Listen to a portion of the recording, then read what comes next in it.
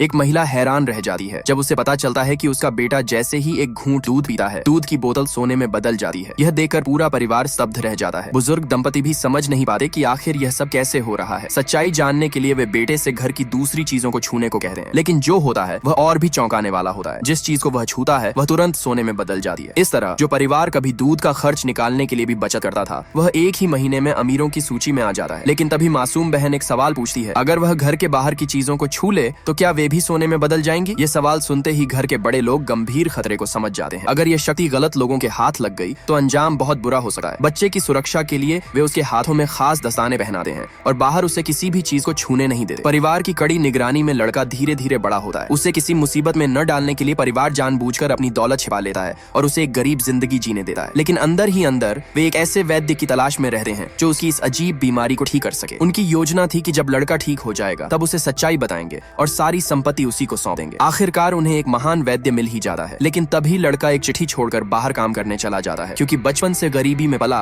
वह जल्दी से परिवार का बोझ हल्का करना चाहता था। दुर्भाग्य से गांव के कुछ लोग उसे धोखा देकर एक काले कारखाने में काम पर लगवा देते हैं, जहां काम पूरा न होने पर मजदूरों को बेरहमी से पीटा जाता है। लेकिन अत्यधिक गरीबी में पले होने के कारण लड़का दिन में 18 घंटे काम और महीने के सिर्फ 2000 रुपए की तनख्वाह से भी खुश रहता है, क्योंकि उसके घर में 4 लोग मिलकर एक महीने में भी इतना नहीं कमा पाते थे। उसी कारखाने में मालिक की मंगेतर भी आती है, लेकिन वह काम करने नहीं बल्कि सबूत इकट्ठा करने आई होती है ताकि अपने होने वाले पति के अपराध उजागर कर सके। पर वह एक अमीर घर की नाजुक लड़की थी। जल्द ही मालिक के गुंडों द्वारा पकड़ ली जाती है। कैमरा छीनते वक्त एक गुंडे की नीयत बिगड़ जाती है और वह उस पर एक अज्ञात दवा छिड़क देता है। लड़की की चेतना डगमगाने लगती है। आखिरी होश में वह गुंडे की कमजोरी पर लात मारती है और किसी तरह भाग निकलती है। संयोग से वह लड़के के कमरे में घुस जाती है। दोनों मिलकर चालाकी से गुंडे को भगा देते हैं, लेकिन लड़की अब खुद को संभाल नहीं पाती। इसी तरह दोनों की एक भावनात्मक और रोमांटिक मुलाकात होती है। सब्सक्राइब कर लो, पार्ट 2 और शानदार होने वाला है।